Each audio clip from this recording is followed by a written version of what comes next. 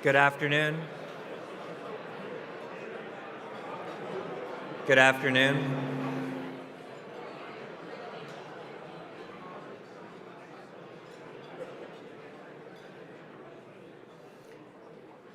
Good afternoon. Good afternoon, ladies and gentlemen. From the Marriott Eaton Centre in downtown Toronto, welcome to the Empire Club of Canada. For those of you joining by either webcast or podcast, welcome to the meeting. I have the privilege of asking Scott Clark from Bruce Power to come up to introduce the minister. Thank you.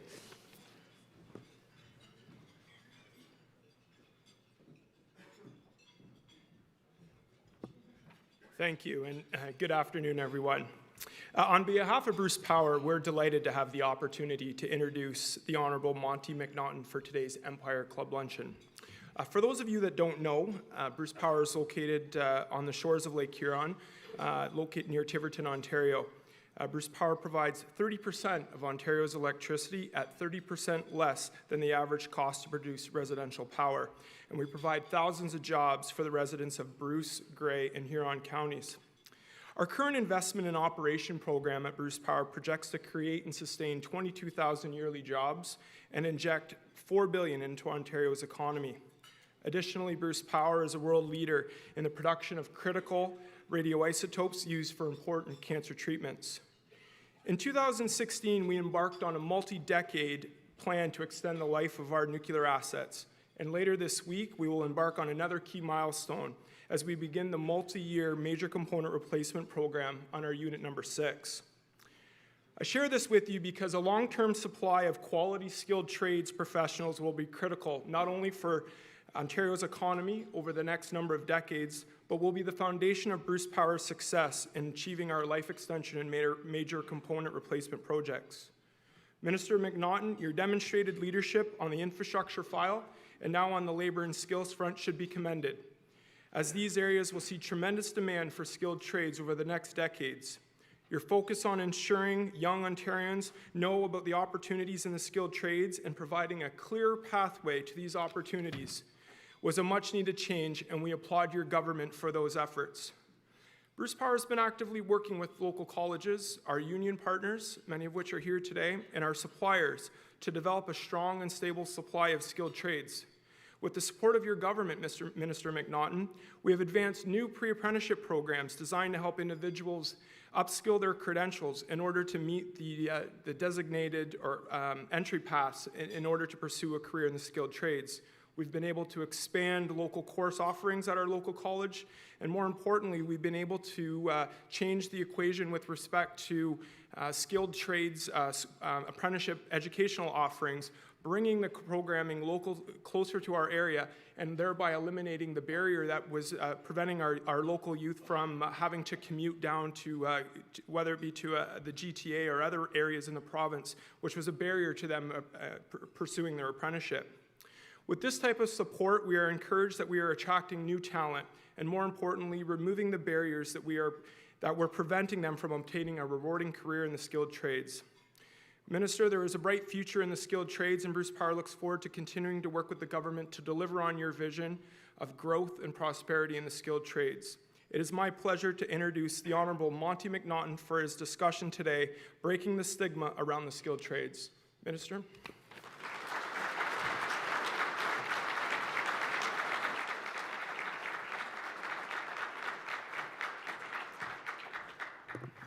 Well, thank you very much, Scott, for that kind introduction, and really to set the tone for the discussion and the remarks that I'm going to deliver today. I want to thank all of you for joining us here for today's very important event. It's great to be around so many friends, and I'm not going to risk overlooking anybody by naming names except for two. The first is Jane McKenna, a superb MPP for the people of Burlington and an outstanding parliamentary assistant to the Ministry of Labour, Training and Skills Development. Jane has played an enormous role in so much of what I'm going to talk about today. So thank you, Jane, for being here today.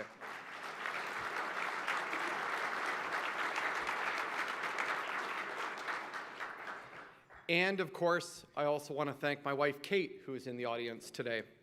Kate has been such a great support to me and an amazing mother to our 6-year-old daughter, Annie. I take any chance I get to publicly thank her. So thank you, Kate.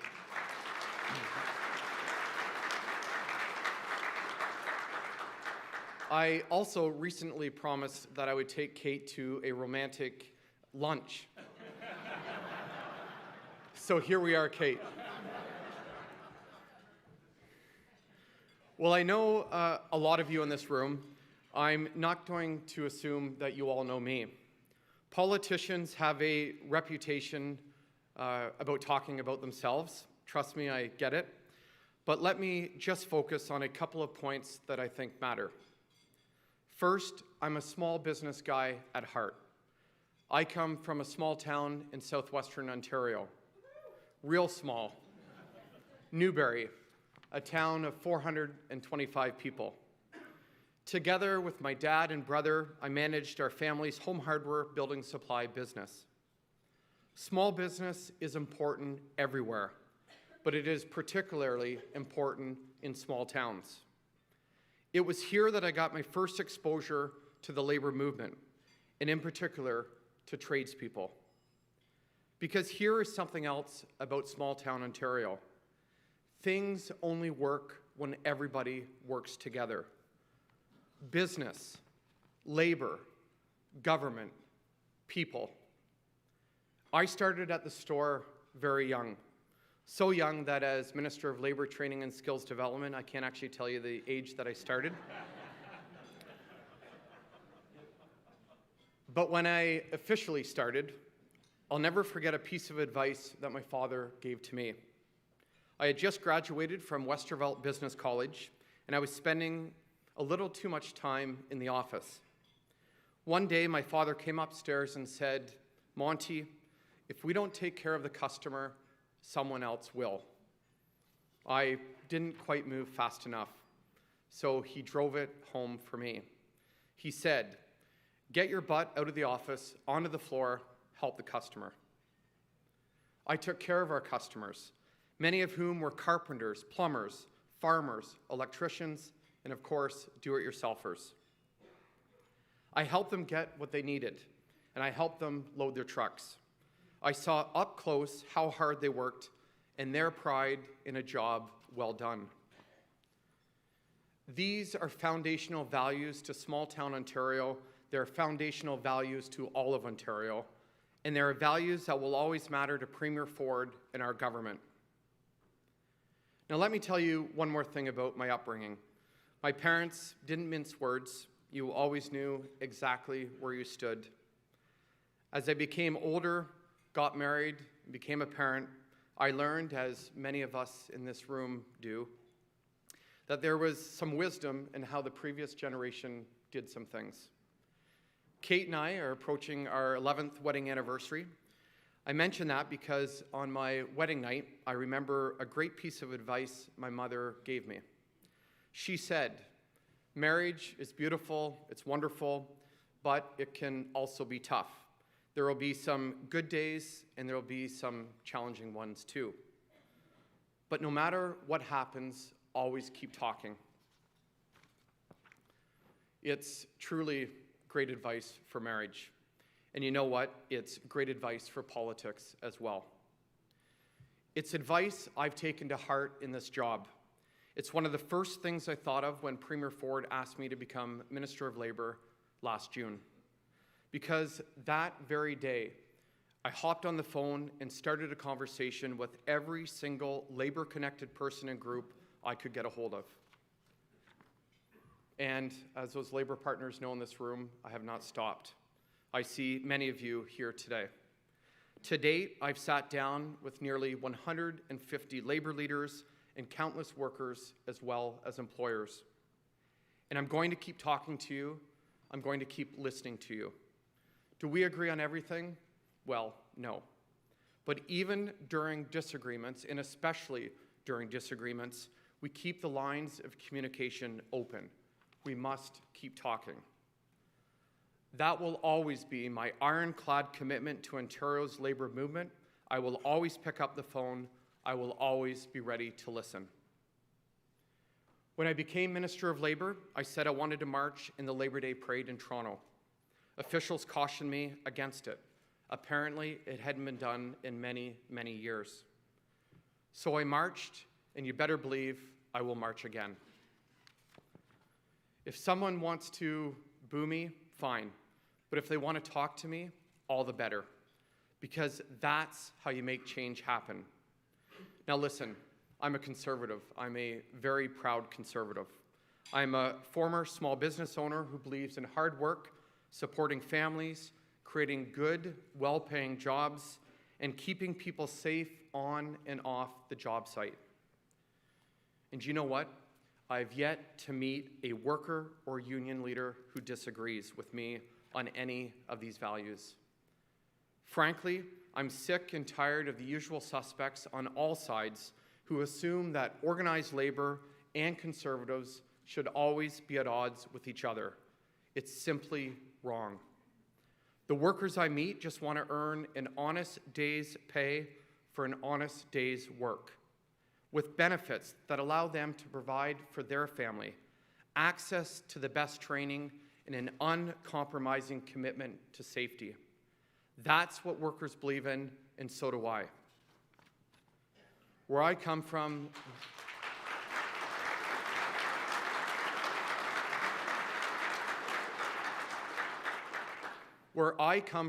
these are conservative principles.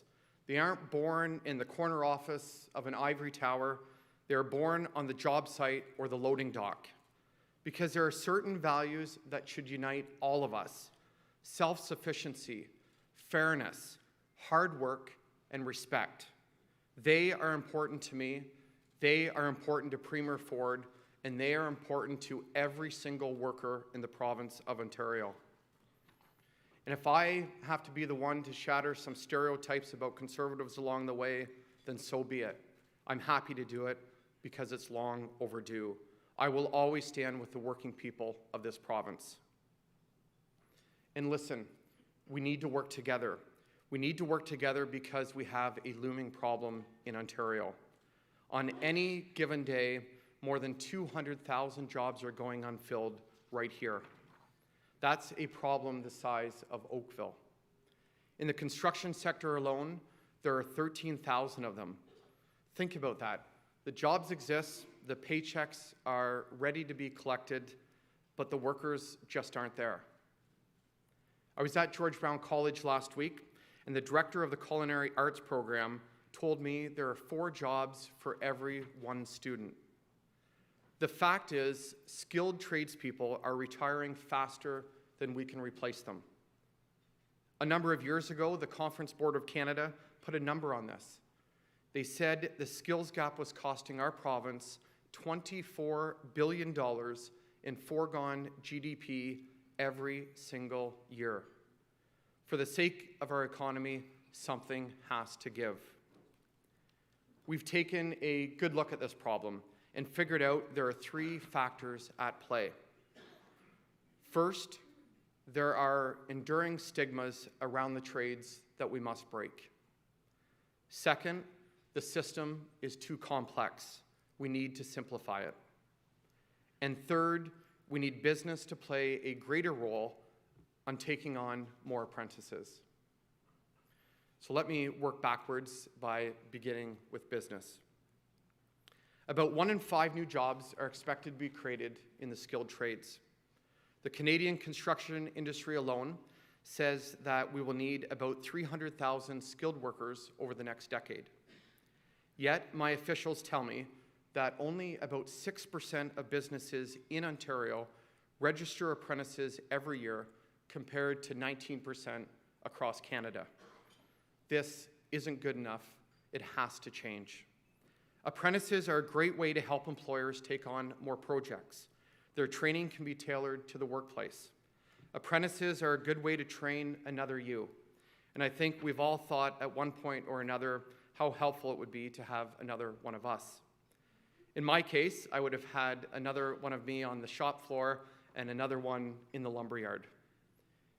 And even better news, according to the Canadian Apprenticeship Forum, every dollar an employer invests in an apprenticeship results in a return of $1.47. My background is in small business, as I said. I believe that government's role is to create conditions to allow businesses to thrive. But I want to say clearly, if businesses don't step up and start taking on new apprentices, our economy will suffer. There is no excuse. It's time for the business community to step up to the plate, and I'm more than happy to be the one delivering that message. I'm about to set out on a listening tour where I will talk face-to-face with employers about the issues they encounter with the current system. And if government is part of the problem, I want to make sure that government becomes part of the solution. Already, we've heard employers struggle to find a clear path to discover apprentices. Many, in fact, actually turn to Kijiji or word of mouth to find them. I want you to know that you can visit ontario.ca/hire an apprentice to learn how to register, find, and train an apprentice. We all have a role to play. We recently relocated the Ontario Job Bank and are promoting it as a place to post apprenticeship opportunities. We've seen some very early positive results, with increased visits to our online resources for employers and over 200 brand new apprenticeships posted on that job bank. Which brings me to my second point. We must simplify the system. I've heard complaints Ontario apprentices are stuck in the 20th century, with paper forms required to fill out 3 times, along with wet signatures and multiple layers of bureaucracy. This is unacceptable. It has to change, and it will. We have taken important first steps to cut red tape for businesses and increase access to apprenticeships and the skilled trades. Those steps include setting journey person to apprentice ratios at 1:1. This allows employers to hire and train more apprentices without compromising safety or training quality.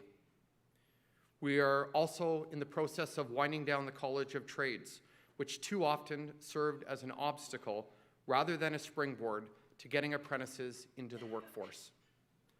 Already, we are seeing some early signs that these changes are making a difference. Total apprenticeship registrations are 6% higher than last year. Apprenticeships in the construction sector are about 12% higher than the same time last year.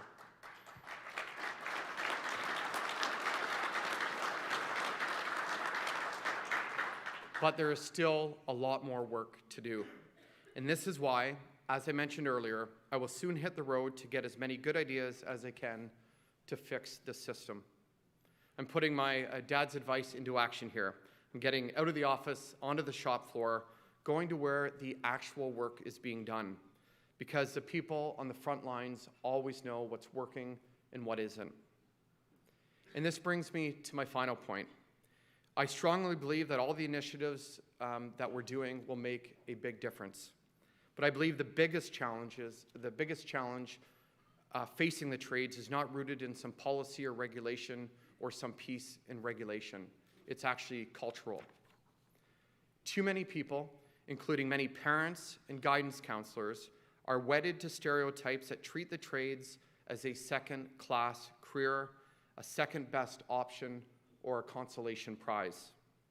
Many young people are still being pushed toward university as the ultimate post-secondary choice. And while any post-secondary education is a good thing, university is not the best choice for everybody, and it's not the best choice for Ontario's job market. I wonder how many students end up funneled towards programs they find unsatisfying, with daunting job prospects upon graduation. All because nobody told them that they can build a satisfying, well-paying career in the trades. So our ministry conducted some research. They asked parents and children their impressions of the trades. The observations they got back were quite startling. The first is that many young people simply aren't aware the skilled trades are a viable career path. They don't know the opportunity is there. The second observation is that even when they do know that certain trades exist, They don't know how to explore those trades. One young person said something I won't soon forget. He said, "I know how to become a doctor, but I don't know how to become a carpenter." We need to fix that, and we will. Finally, our research found that many young people and their parents viewed the trades as easy, repetitive work. They saw the trades as dead-end jobs rather than rewarding careers. That is the furthest thing from the truth. Jobs in the trades are rewarding. They involve problem solving. They afford workers independence and abundant employment opportunities. It's clear we need to start a frank conversation with young people, their parents, and guidance counselors. That's why on Friday, I was proud to unveil an advertising campaign designed to fight this stigma. Take a look.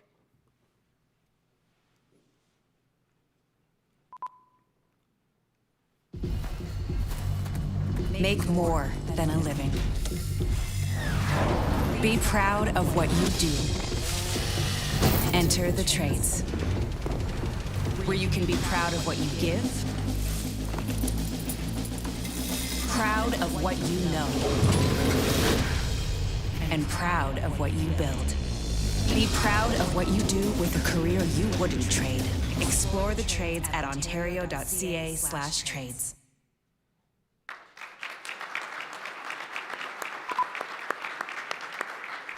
Passions are important. So are paychecks. Find success with a career in the skilled trades. Make it in the trades. I mean, I've had clients who look at me and go, You're gonna climb my tree? My name is Jennifer Carroll, and I'm a certified arborist.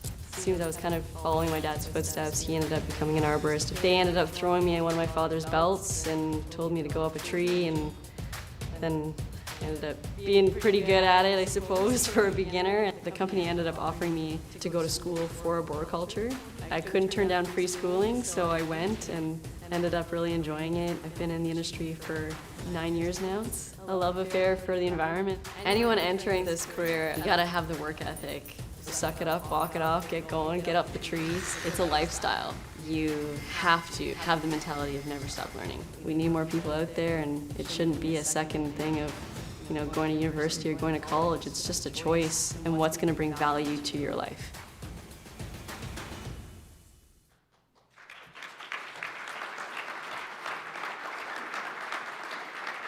Great. I hope you enjoyed them. I think the team did an amazing job putting these together. We created those ads by choosing 3 real tradespeople with in-demand, high-income careers: a tower crane operator, a steam fitter, and an arborist.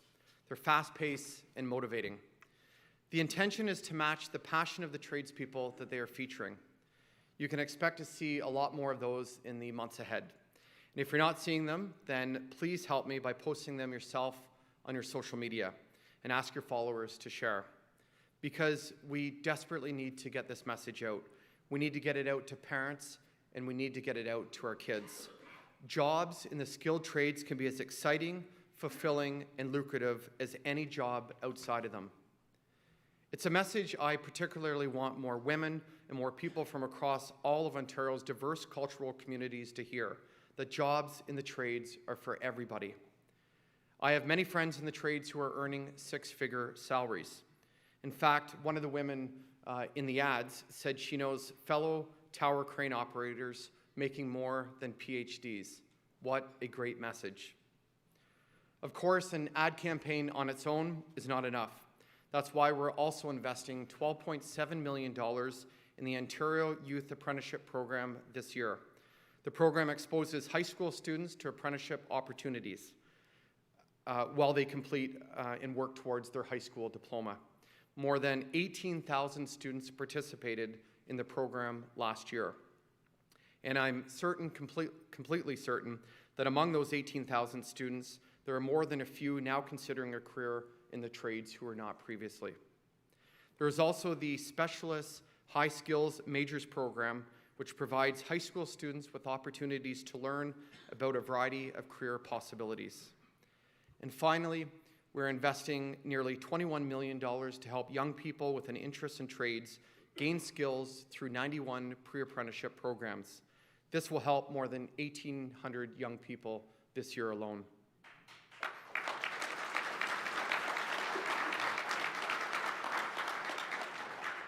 So to conclude, I want to thank all of you for being here today. I cannot achieve my mission to break the stigma around the skilled trades, to simplify the system, to encourage businesses to take on apprentices with all of you in this room and beyond. As a small business person, I know the value of networking. So please go on social media and echo this advertisement. I'll be reposting it this afternoon. Show it to everyone, to your friends, your neighbors, and their kids. And if you're a business, please consider taking on an apprentice. You can take the first step by visiting the site I mentioned earlier, ontario.ca/hire-an-apprentice. This way, together, we will work to eliminate Ontario's labour shortage, give our young people an opportunity to flourish, and send a strong message that the skilled trades are a viable first career option in a province that is truly open for business. Thank you very much.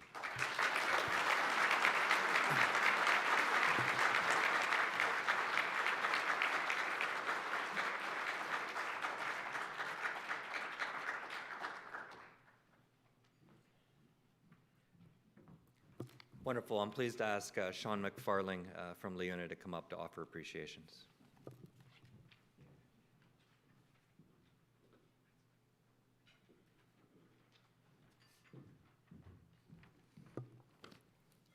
Minister McNaughton, distinguished guests, it's an honor for me to give today's closing remarks on behalf of the Labourers International Union of North America. As counsel to LiUNA, I've had the privilege of working with Minister McNaughton on a number of key issues over the years, both in his role as an MPP and in the two roles you've had as minister. Minister McNaughton has demonstrated a commitment to working with the trades, our employer partners, to ensure that the government adopts policies that benefit workers, employers, and all the people of Ontario. Today's remarks are another example of this commitment to building a better Ontario. From the construction of schools, to hospitals, to roads, sewers, and bridges, our members, along with the other trades, build the infrastructure that allows our communities to prosper and thrive. As today's workforce ages, it's critical that we encourage people to enter the trades. And just your video took me a little off script because there's an example of the tower crane operator. And I remember at the beginning of my career, I represented tower crane operators. And I was helping one individual with a wage issue he had. And I realized when I was looking at his pay stubs that it would be years into my career as a lawyer before I would come close to making the kind of money that that tower crane operator was making. Minister, we applaud your efforts to attract young people to the trades.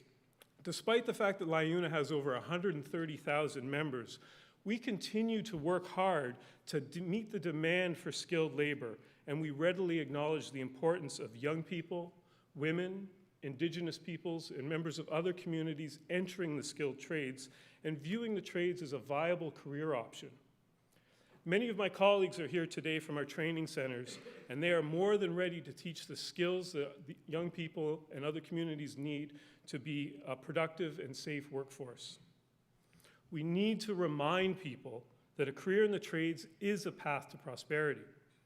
At LiUNA, we are proud that our members earn a middle-class income and receive some of the best pension and health benefits in the country. And they do all of this while performing jobs that give them a sense of pride and purpose.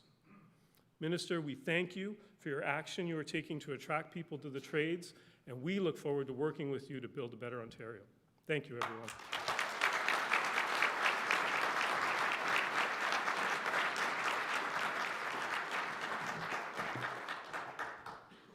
Thanks. We have a number of upcoming events at the Empire Club of Canada. Tonight, I'll be in a unique position as a former Conservative staffer of hosting the Ontario Liberal leaders who are looking to be, so you might want to come out, make sure I get out of the room. Annette Verscheren, Chair and CEO of NR Store, is coming at the end of the month. These are all posted on our website. Please check it out. Thank you. This meeting is adjourned.